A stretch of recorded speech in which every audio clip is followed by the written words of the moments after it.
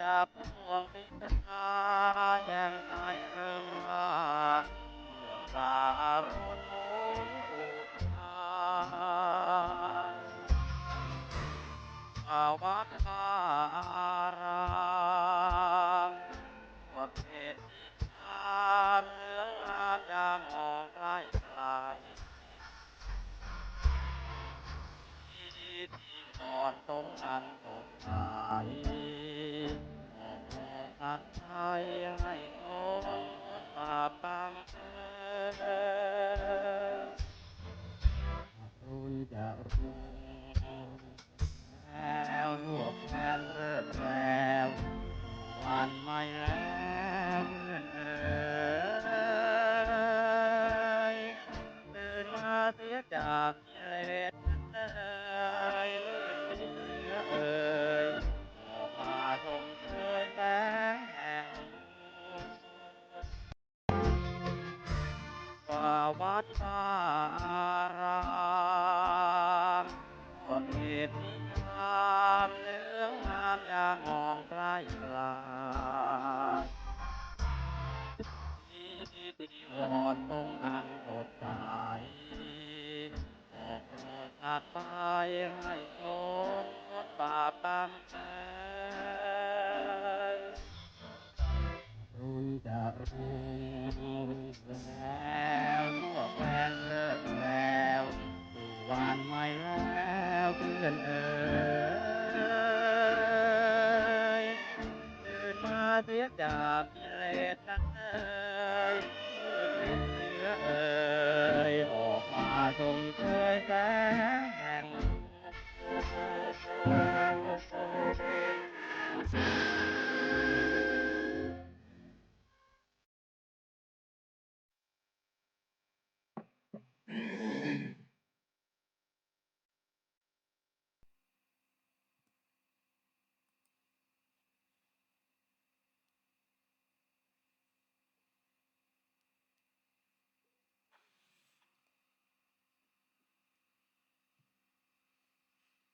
ขอเจริญพรท่านสาธุชนทั้งหลาย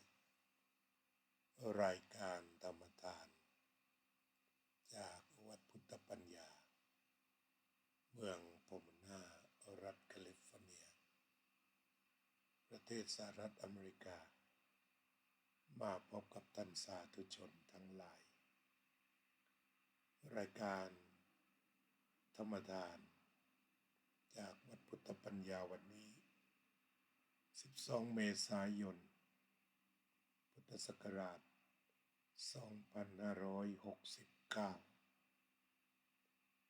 พี่น้องที่อยู่ในระยะจะมาร่วมงานสงกรานต์วัดพุทธปัญญาได้เราก็มีการนัดหมายว่าวันนี้12 เมษายนพุทธศักราช2569เป็นวันอาทิตย์ส่วนใหญ่งานของพี่น้อง จะหยุดจึงเป็นโอกาสที่จะ มาร่วมงานสงกรานต์กันได้เริ่มต้นโยมกัลยาว่องทิพย์คงคาอวยพรพี่น้องสุขสันต์วันสงกรานต์คุณระเบียบพรวนกระโทกเจริญพรพี่น้องที่อยู่ในระยะที่มากันได้โยมพยาวเจนพนัสเจริญพรก็จะได้มาร่วมสุขสันต์วันสงกรานต์ในวันนี้ จัดกันเสียวันนี้ลักษณะวันสงกรานต์ของเรามองโดยภาพก็เป็นภาพงานสนุกสนานในประเทศไทยของเราก็เริ่มไปแล้วกรุงเทพมหานครคนจากต่างประเทศในมุมที่ปลอดภัยไม่ผ่านตะวันออกกลางเข้ามากันเต็มที่วันที่10ที่อาตมาเดินทาง มาขึ้นเครื่องบินที่สุวรรณภูมินั้นก็เป็นวันที่พุทธศาสนิกชนมากันเป็นจำนวนมาก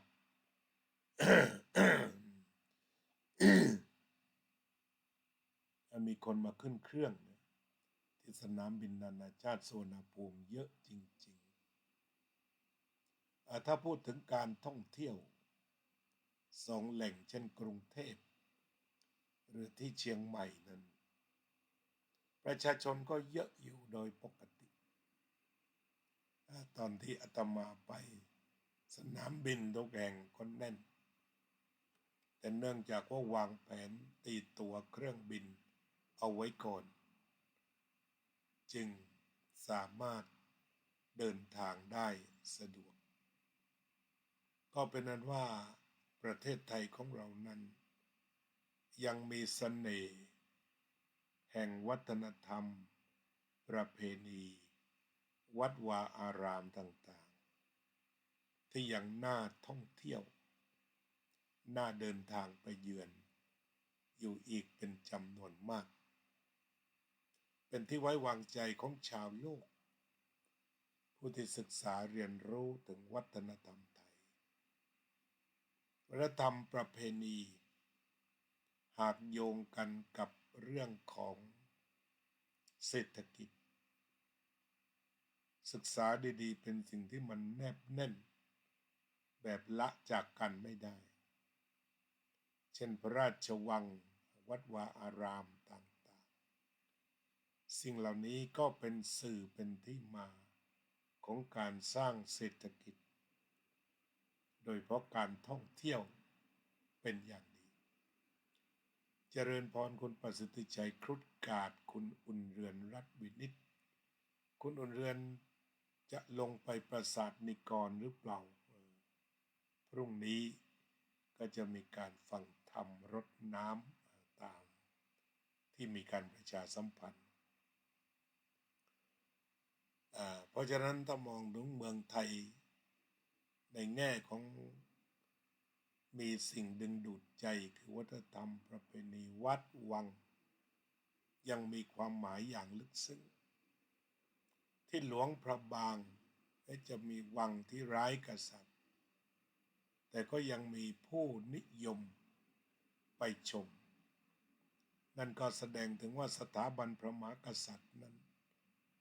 ได้สร้างสิ่งที่ล้ำค่าเอาไว้ให้กับประเทศชาติที่เคยมี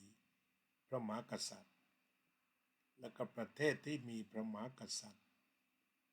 พระมหากษัตริย์ก็ได้บำเพ็ญสิ่งที่เป็นประโยชน์อย่างอเนกอนันต์ในรูปของการอาสาสมัครที่กระจายกันอยู่ทั่วประเทศการช่วยเหลือแบบฉับพลันทันด่วนก่อนหน่วยงานอื่นนี่ก็เป็นเสน่ห์สำคัญของสถาบันพระมหากษัตริย์เราก็จะเห็นได้ว่าสิ่งที่พระพุทธเจ้าตรัสว่าอภยาปัชชังสุขขังโลเกการไม่เบียดเบียนกันเป็นสุขในโลกก็เป็นที่พิสูจน์แล้วว่าถ้ามันไม่มีข่าวสงครามไม่มีข่าวอาชญากรรมใดๆปรากฏอยู่ในประเทศของเราคนก็มาเที่ยวแบบสบายใจประเทศเพื่อนบ้านต่างๆถ้าเราสามารถเจรจารอบบ้านของเราทุกประเทศให้มีสันติภาพคือไม่เบียดเบียนกันแต่สนับสนุนกันส่งเสริมให้มีการท่องเที่ยวให้มีการค้าขายไปมาหาสู่บนพื้นฐานของสันติไม่มีการทะเลาะเบาะแว้งกันมันก็จะมีความสุขที่เราเรียกว่าปันสุขอย่างพี่น้องจากต่างแดนเดินทางไปก็นำเงินไปใช้ไปจ่ายในแต่ละท้องถิ่นยิ่งนักท่องเที่ยวเดินทางกระจายเจาะทะลุไปไกลแสนไกลไปตามธรรมชาติต่างๆก็ยิ่งทำให้การกระจายรายได้ตรงมีเพิ่มมากขึ้น นี่ก็คือความสุขเป็นเทศกาลของความสุขที่คนไปหาความสุขกัน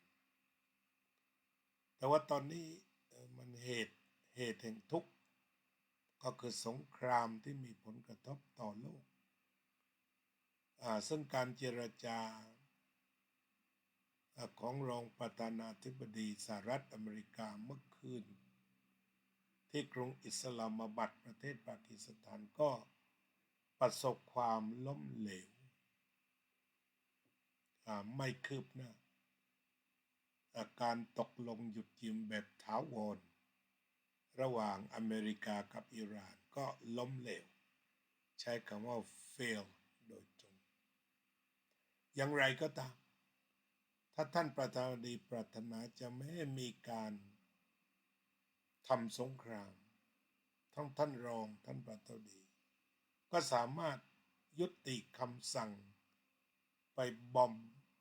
ไปทิ้งระเบิดในอิหร่านได้คืออยู่ที่ท่านสงครามจะมีหรือไม่ก็อยู่ที่ทำเนียบขาวว่าจะยุติหรือเปล่าโดยแทบจะไม่ต้องบอกใครเราก็ขออธิษฐานจิตขอให้ท่านประธานาธิบดีท่านรองตัดสินใจที่จะไม่เดินหน้าทำสงครามใช้การเจรจาอย่างน้อยก็ทำให้เกิดความสงบขึ้นจะนานแค่ไหนก็ตามคุณโสภาดวงจุ้ยคุณฝนตกทองพูนก็ขอเจริญพรทุกท่านคุณชนกรซีเคไทยเจริญพรนั้นการไม่เบียดเบียนกันเป็นสุขในโลกนั้นงานสงกรานต์ก็สะท้อนธรรมะหลายอย่างอาจารย์พุทธดีเกตชาติเจริญพรสบายดีนะพรุ่งนี้คงเตรียมตัวไปวัดกันหลายท่านนี้คืน12ก็คงจะเตรียมตัวทุกอย่างลงตัว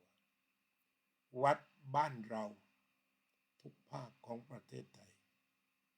ก็ยังมีส่วนเป็นสถานที่รวมคน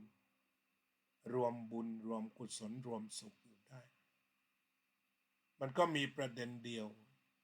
ถ้าคณะสงฆ์จะช่วยกันคิดว่าจะทำกันอย่างไร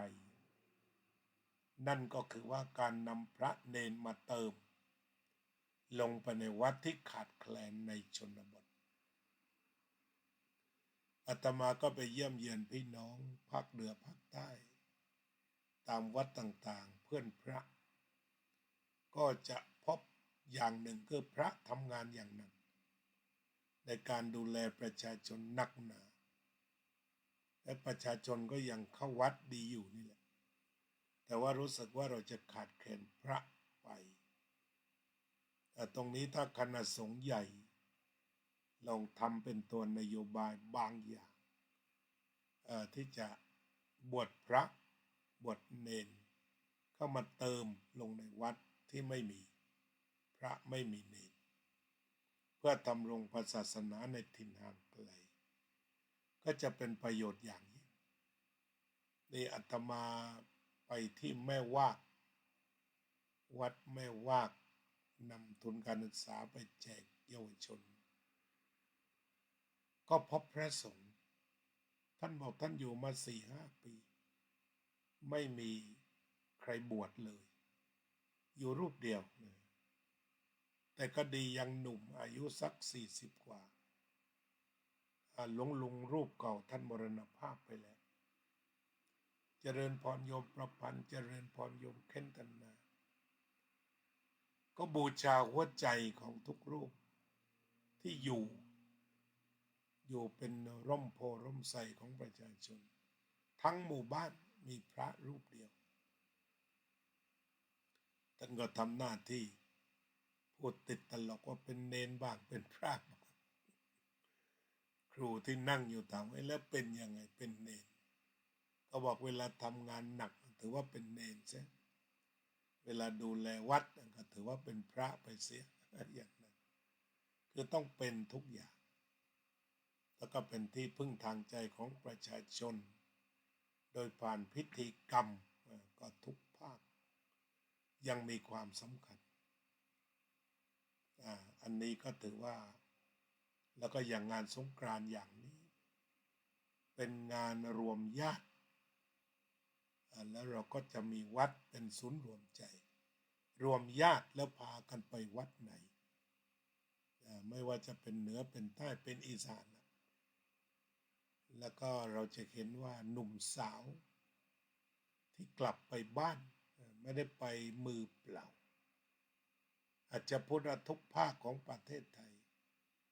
ลูกหลานกลับบ้านไปเยี่ยมพ่อเยี่ยมแม่นำเงินไปกระจายรายได้สู่ชนบทอาจจะเรียกว่าหลายพันล้านอันนี้เรียกว่าไม่นับนักท่องเที่ยวแต่ว่าคนที่กลับบ้านแท้ๆไปบังสกุลบรรพบุรุษต่างๆก็จะนำเงินกลับไปบ้านนำไปทอดผ้าป่าแล้ววัดวาอารามที่สร้างค้างไว้ก็จะได้ทำกันต่อวัดวาอารามสวยๆในชนบทที่ห่างไกลก็สำเร็จเพราะคนหนุ่มสาวที่เดินทางเข้ามาทำงานในเมืองไปแสวงหาโชคเมืองไกลไม่ทิ้งศาสนายังอยู่เป็นศูนย์กลางศูนย์รวมใจของประชาชนอันนี้ก็คือเรื่องสำคัญที่เป็นอิทธิปัจจยตาของสงกรานต์สำหรับกรุงเทพนั้นก็จะหนาแน่นไปด้วยนักท่องเที่ยวต่างประเทศขณะเดียวกันสนทางต่างๆก็บางเพราะว่าประชาชนออกนอกเมืองและได้ราคาน้ำมันที่แพงแบบดุเดือดรุนแรงดังที่ท่านสมาชิกสภาผู้แทนราษฎรได้กล่าวไปแล้ว2 วันในการอภิปรายนโยบายรัฐบาลนั้นก็ทุกแง่ทุกมุมรู้กันแล้วว่าน้ำมันแพงนี่มันเดือดร้อนจริงๆการเดินทางก็ปรับเป็นไปเป็นหมู่เป็นคณะถ้ารัฐเห็นความสำคัญอย่างนี้แล้วก็จัดรถขนส่งมวลชนให้พอสำหรับการเดินทางทุกภาคอย่างทันท่วงที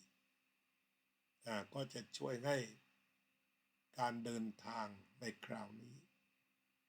นำการสะพัดของเงินตราไปสู่ทุกจุดของประเทศไทยแม้จะมีความทุกข์กับเรื่องน้ำมันกันมากแต่เมื่อได้พบหน้าญาติมิตรสหายไปบ้านเกิดความทุกข์เหล่านั้นก็หายไปชั่วคราวกินข้าวกินน้ำกันรดน้ำดำหัวผู้สูงอายุก่อกองทรายทำบุญที่วัดโยมสุนิตวงศ์สุเทพโยมนิพาพรยิ่งรุ่งโรจน์สุขสันต์วันสงกรานต์โดยทั่วกันสารธรรมหัวใจที่จะทำให้ระลึกคืออย่าลืมเมตตาหรือความรักการไปวัดวันสงกรานต์คือไปปฏิบัติธรรมในชีวิตในสายเลือดแห่งเมตตากายกรรมเมตตาวจีกรรมและเมตตามโนกรรมคุณลิซ่าบุญสินเจริญพรเนี่ยมันจะมีการปฏิบัติธรรมรวมกันไปเมตตากายกรรมเมตตาวจีกรรมเมตตามโนกรรมในการปฏิบัติธรรมเกิดขึ้นทุกคนทุกแห่งทั่วไทยต่อจากนั้นก็มีความเห็นที่ตรงไม่แตกกันไม่ทะเลาะกันทุกวัดทุกวามีแต่รอยยิ้มเข้าหากันช่วยเหลือเกื้อกูลกันประสานงานกันช่วยทำให้งานต่างๆในวัดต่างๆเป็นไปอย่างราบรื่นเป็นพลังธรรมที่รวมกลุ่มกัน ขับเคลื่อนคนเข้าหากันรักใคร่กลมเกลียวกันระลึกถึงกันมีศีลไม่มีใครเกกมะเรเกเรแบ่งปันอาหารกันกินสาธารณโภคีหัวใจของแต่ละวัดทุกคนก็เตรียมอาหารกันไปอย่างในประเทศไทยก็เตรียมกันไปต่างคนต่างไปถวายสังฆทานแล้วก็ทานอาหารร่วมกันที่วัดพุทธปัญญาวันนี้ก็จะเป็นเช่นนั้นนัดหมายกันทำกันมามากบ้างน้อยบ้าง ตามอัธยาศัยแล้วก็ร่วมกันรับประทานบ่ายๆก็จะมีการส่งน้ำพระมีการรดน้ำผู้สูงอายุนี่ก็เป็นงานที่วัดพุทธปัญญาด้วยและก็สะท้อนวัฒนธรรมประเพณีจากประเทศไทยสุดที่รักของเราสิ่งที่เรานำไปติดตัวไปได้ศาสนาวัฒนธรรมประเพณีวิถีชีวิตสิ่งเหล่านี้ก็คือทรัพย์สินที่ติดตัวไปเมื่อตั้งหลักปักฐานกันได้สร้างวัดสร้างวาเราก็แสดงออกซึ่งความรักสามัคคีอันเป็นรากสำคัญของวัฒนธรรมของเราก็เป็นว่าวันนี้สุขสันต์วันสงกรานต์พี่น้องที่อยู่ในอเมริกาลอสแองเจลิสและเมืองต่างๆก็ขอเชิญมากันสัก10 โมงจัดสิ่งต่างๆเสร็จ10:30ก็ทำวัดสวดมนต์11 โมงเราก็จะทำบุญตักบาตรกันได้ก็จะมีเวลาทำบุญรับประทานอาหารร่วมกันอย่างมีความสุขงานก็คงจะจบไม่เกินบ่าย 2เราก็พากันมาทำสมาธิหาความสุขจากสงบกันซะก่อน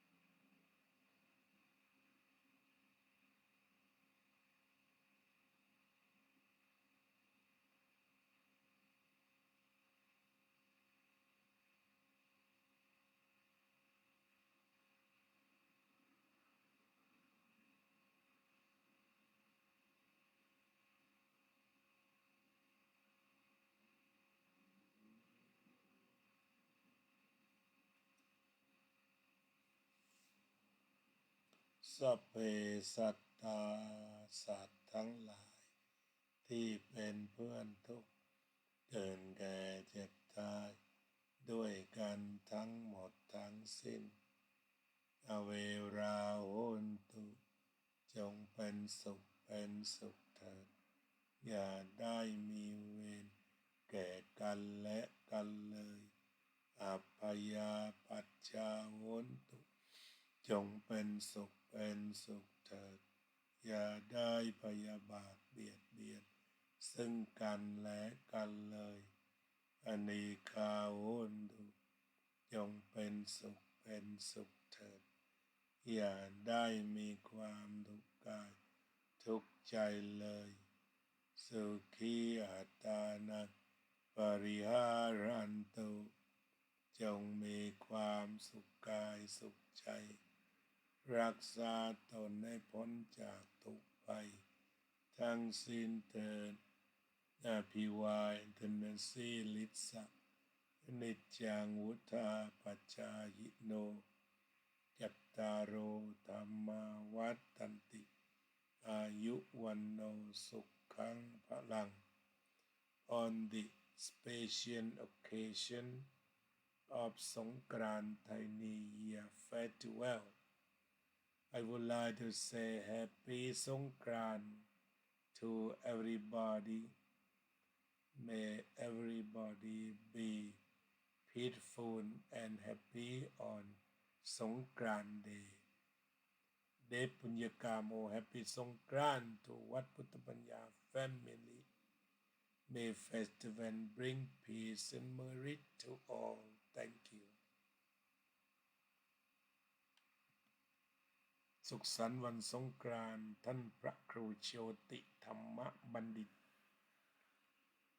สุขสันต์วันสงกรานต์อีกครั้งโยมอุ่นเรือนรัตน์วินิจ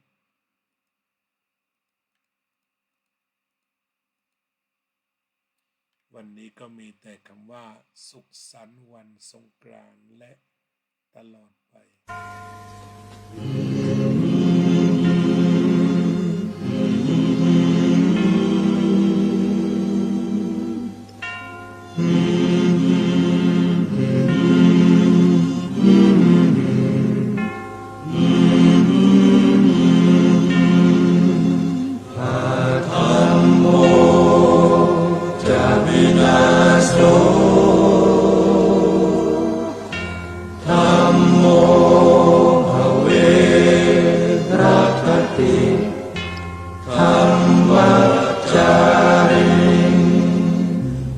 พุทธองค์ท่านทรงตรัสรู้เป็นสัพพัญญูตรัสสอนความจริงว่าธรรมะย่อมชนะทุกสิ่ง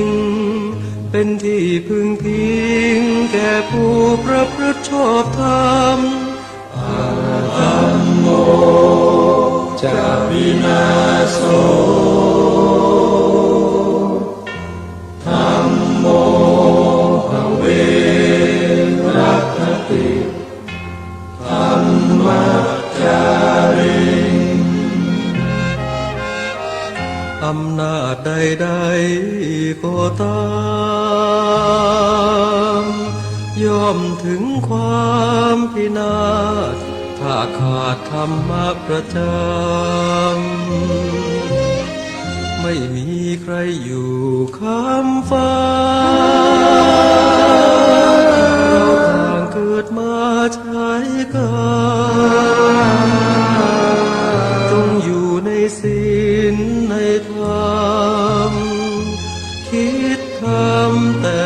กรรมที่ดีธัมโมจะวินาโส